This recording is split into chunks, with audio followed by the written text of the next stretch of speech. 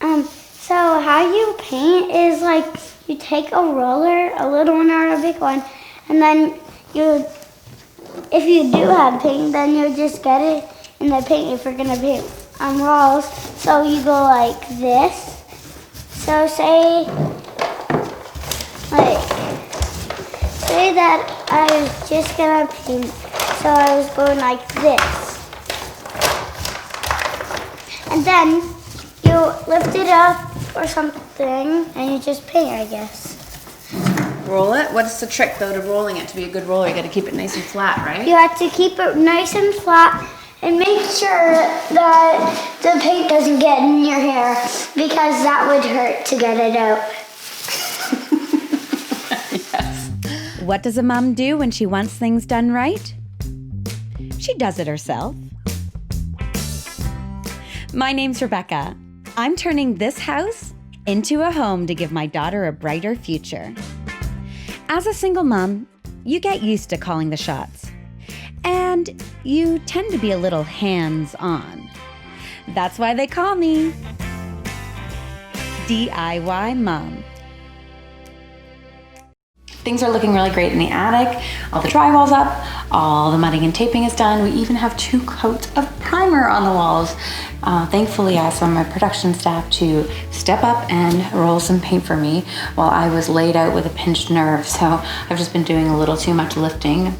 Could have been the drywall, it could have been the pom-pom making, but something is really like seized up my neck and my nerves. Fingers crossed that this pain is gonna go away so I can get back to work, because I'm really tired of being constantly behind and not being able to help out.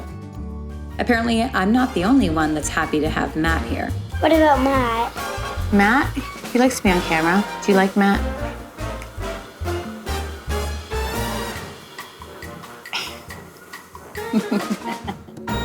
With the majority of the painting completed, we are ready to refinish the attic floors. I'm going to bring in the pros to bring these spruce floors back to life. It's Saturday morning and my hardwood floors are getting refinished. The guy that's doing the floors, they have 75 years between them of refinishing hardwood floors. So this is the first time they took a look at the floors, and the one guy's been doing it 40 years said that I should just put laminate on it. I wanted to refinish the floors because I feel like I'm always putting laminate over flooring that guys that refinish floors tell me can't be refinished, but I just said to him, it's okay, it's gonna be a character floor. You know, we're gonna put area rugs down, and I just want it to look rustic. It's just like funny when people don't see your vision, like people even that refinish hardwood floors. In my experience, most people don't want to do the work when they show up and it looks challenging. They just don't want to do it. So we'll see how it goes. While the guys are upstairs working on my floors, I'm going to go see if I can find the perfect sconces for my cubby beds and a chandelier for over the stairs. I'm shopping at Bellissimo today for my lighting fixtures. Is there like a beaded chandelier type of thing? Crystal I don't think would really work. These were gold or black, but That's kind of interesting though. And we also, have catalogs from all of our suppliers. since I don't have what I'm looking for in store, I'm going to browse through their catalogs and choose something from there. Just checking out my floors. They've been refinished this weekend, so they're looking pretty great. I think they came up just as well as expected. Yeah, it was very much a labor-intensive job to refinish these floors. So I'm glad I didn't have to do it. The guys, when they showed up with all their gear, they're a bit shocked at how much paint was on this flooring. So the floors were in really rough shape, but they came out pretty great for just run-of-the-mill spruce subflooring. But I think it's pretty cool just to show off these old spruce floors, even with their imperfections and the big gaps between the boards. It gives a lot of character. I didn't have to pay any extra for the distressed look. They just came this way. Hey, today I am making a round pillow with pom-poms. Before I get started on this part of the tutorial, I want to teach you guys how to make pom-poms and tassels. I don't know if you can believe it or not, but I didn't even know how to make a pom-pom till last week. But now, after making 80 pom-poms or so, I consider myself to be a bit of a pom-pom expert. Here's our beautiful basket of pom-poms that I've already made, and you can make pom-poms in several different ways. You could use a piece of cardboard. Just wrap your yarn around the cardboard. Many times you need to wrap it, tie it off, cut it, pom-pom that way. That's really easy. After all of my pom-pom experimenting, I have found that this round pom-pom plastic contraption from Fabricville that I picked up is the champion of pom-pom making because it makes them nice and round and fluffy and even. You don't have to do that much trimming afterwards. So that's what I'm going to be doing my pom-poms on today. To make a pom-pom, start by wrapping your yarn around the arc of the plastic pom-pom maker 4 times, layering it over top of itself. Then pull your yarn over to the other half and repeat the same action. Now that both my sides are wrapped, I'm going to close the circle. Then I take my scissors and I cut through the arc. Take the piece of string, put it through that same slot that I just cut. Slide a piece of yarn through the split in the plastic and pull tightly. And now we're ready to remove our pom-pom maker. Trim off any of the little excess pieces. And voila! Now just repeat the process until you've got all the pom-poms you could ever want. My beautiful Nantucket sconces that I got from Bellissimo are going into the cubby spaces today. So it gives me an opportunity to see if they fit okay and how they're gonna look in a cubby space. They have this beautiful rattan wood look to them, and I think they're gonna fit in really beautifully with the rest of the decor that I have in mind for the attic. And that gold accent is gonna play off of a lot of the gold details I'm gonna put into the room. So I'm so happy they're being installed today, and I can't wait to see how they look and how it all comes together. I tried to save some money on this reno by picking up some clearance pot lights. Pot lights are great because they save on headspace, but these clearance pot lights might be causing us a lot more trouble than they're worth. Pot lights were kind of a bit of a nightmare.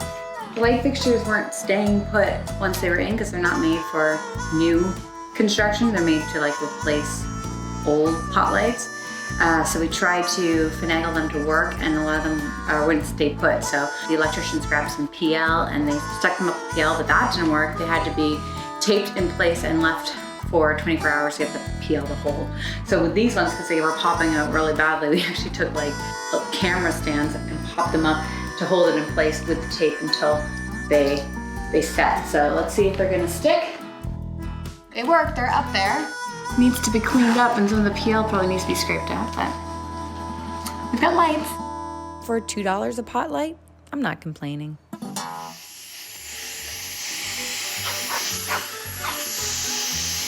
Tuck and I have been working on a little obstacle course. This is his indoor training when it's too cold for him to go outside. So he seems to be pretty motivated by some of my leftover steak from lunch. So Tuck, ready? We're gonna do our obstacle course? Okay, come on, up. Good boy, jump, good boy, down, through, good boy, all the way around.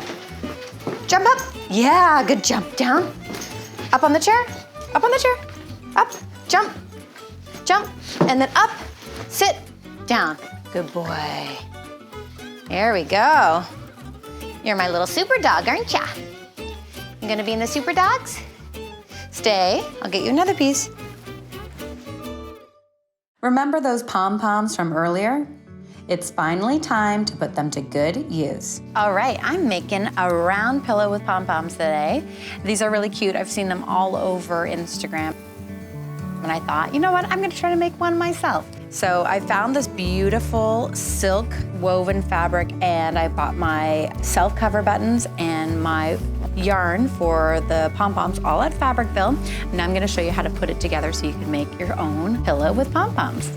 We found that the pillows look better stuffed with loose polyester fiber than already sort of put together round cushion. But I'm gonna use this round cushion just as my template so that I could trace it and cut out the fabric for it.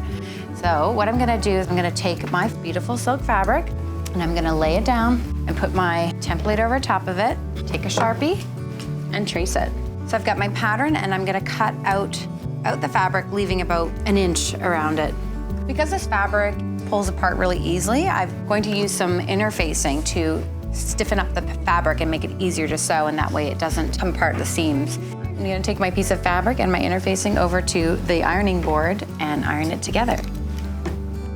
So I've got it pinned, but I left a little space for where I'm gonna put my stuffing in here. I'm gonna take it over to the sewing machine, sew my circle together, and then I'll stuff it. I'm gonna follow my 5/8 seam on the sewing machine as I sew.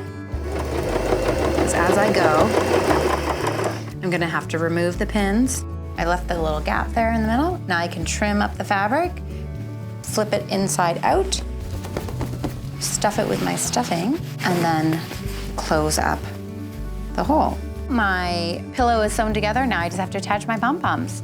So I'm just gonna attach these using a big needle. Luckily, these pom-poms are going to cover all my seams, so you'll never even notice that there's a wonky seam at the end. Just tie them in a knot. And I'm just eyeballing the space between my pom-poms, but you can kind of use your next pom-pom as your guide. So you put it there. With all my pom-poms attached to my round pillow, I'm ready to make my self-cover buttons. All right. On the back of your self-cover button cardboard, there is a little template that you can cut out. That's the template for your self-cover button, the size that you need your fabric to be. Pin that on your fabric, and then cut your fabric out. You're gonna use your plastic button makers to put your fabric in there. Then you take the top piece, the ridge side facing up, and take the second part of the button maker, place that inside the ridge.